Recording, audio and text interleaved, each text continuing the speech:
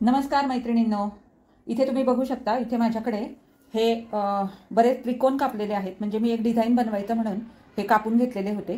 4.5 bye 4.5 चे चौकोन करून मी हे त्रिकोण कापलेले आहेत आणि हे 4 बाय 4 चे चौकोन आहेत।